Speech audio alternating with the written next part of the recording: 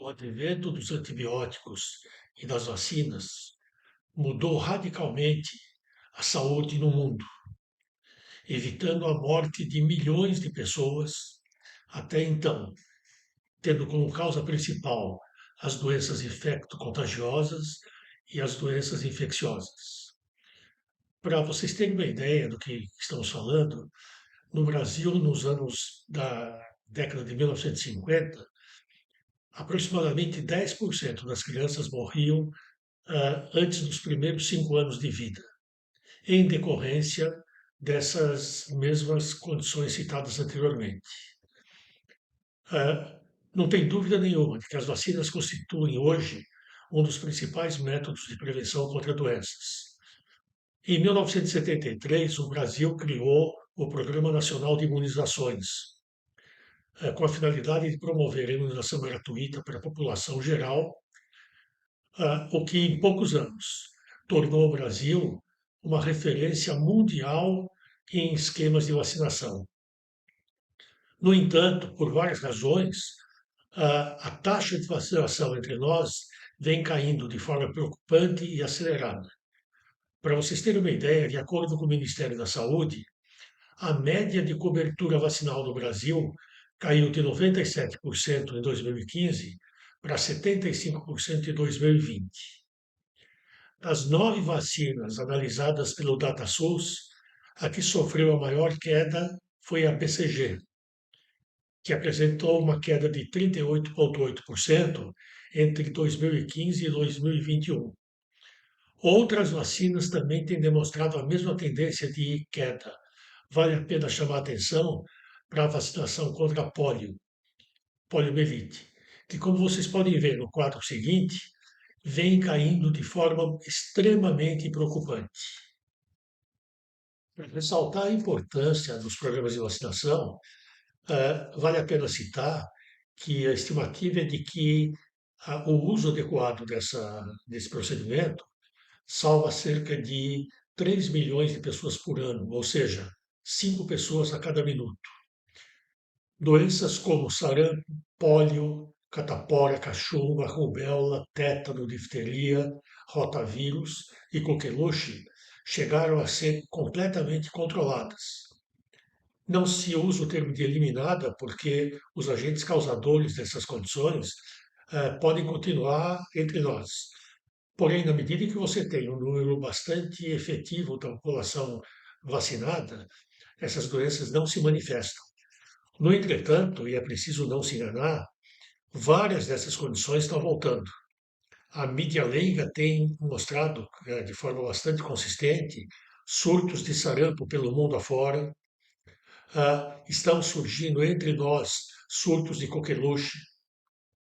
E se nós continuarmos com índices muito baixos de vacinação, indiscutivelmente condições como o pólio e outras voltarão a ser presentes entre nós.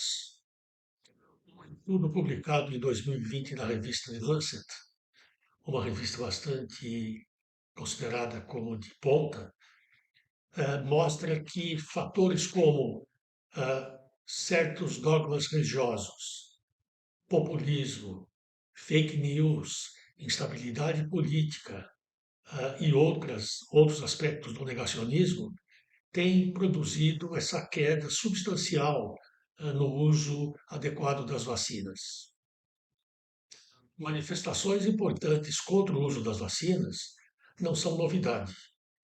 Em 1904, no Rio de Janeiro, surgiu um movimento chamado a Revolta das Vacinas, que foi um movimento que envolveu grande parte da população do Rio, naquela ocasião, que se rebelou contra a determinação do Oswaldo Cruz, sanitarista muito conhecido, determinou que fosse obrigatório o uso dessa vacinação.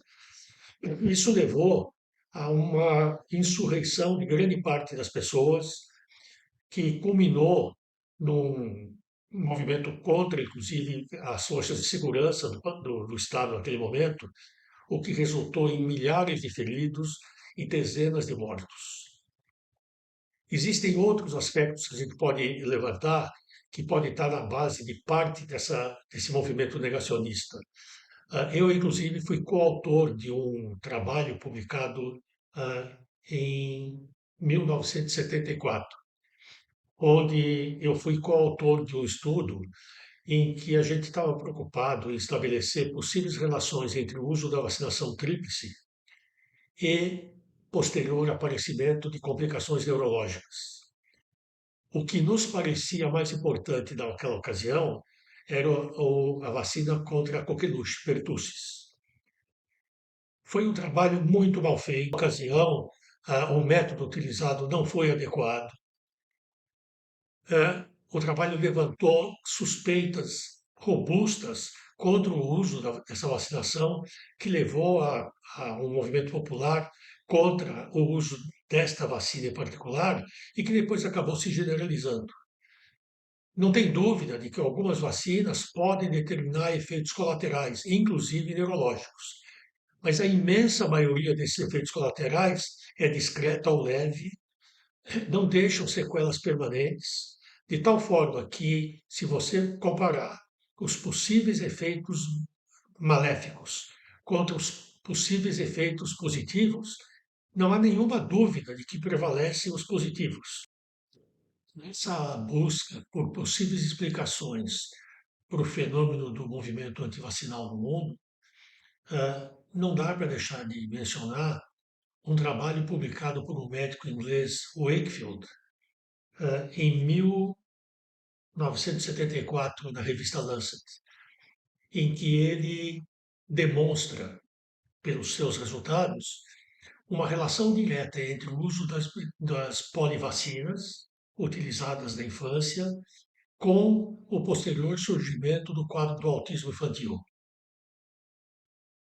Como vocês podem imaginar, ah, e ainda mais por ter sido publicado numa revista de alto impacto científico, isso levou para o mundo um medo no sentido de que realmente o uso dessas vacinas nas crianças pequenas pudesse ser uma das causas prováveis do autismo infantil. Isso levou a manifestações da população no sentido de promover ah, movimentos antivacinais extremamente robustos.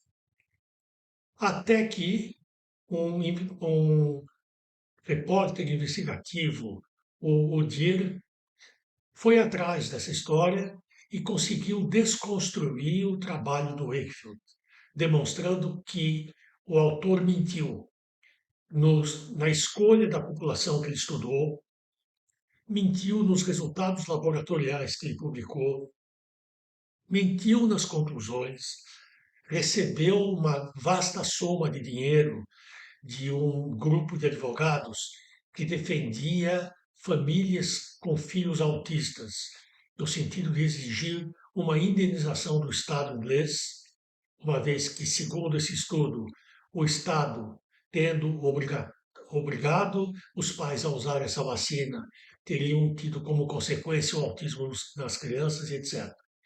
Então, o trabalho do ponto de vista científico foi absolutamente desconstruído. A revista Lancet despublicou o trabalho como se isso fosse possível, mas ficaram as sequelas. Wakefield, em razão do seu trabalho, perdeu a possibilidade de exercer medicina no Reino Unido. As últimas notícias que eu tive a respeito dele, ele estava residindo no Canadá, onde ainda ele recebia o aval de várias instituições de familiares de crianças autistas, defendendo-o como um herói e se negando a aceitar um monte de trabalhos que foram publicados no sentido de demonstrar que esse trabalho não teve nenhum tipo de controle, que ele não tinha nenhuma validade. Então, se a gente for ver esses movimentos que surgiram no decorrer das últimas décadas, há mesmo alguma justificativa para o medo de alguns pais no sentido de deixarem de vacinar os seus filhos. Isso não pode ser mantido como verdade. As vacinas em uso no mundo têm o aval da comunidade científica, elas são extremamente positivas no sentido da prevenção de doenças que são letais, em última análise. É mistério levar em conta que quando você vacina uma criança, você está, além de proteger essa criança, você está fazendo com que a saúde pública desse local esteja sendo respeitada. Portanto, o apelo que eu faço, em nome de toda a comunidade científica, é: não deixe de utilizar as vacinas que são disponibilizadas no Brasil de forma gratuita, na sua maioria dos casos. Você estará defendendo o seu filho contra doenças que estão controladas, mas que não estão eliminadas. Não deixe de fazê-lo. Esse é o apelo final dessa nossa conversa de hoje.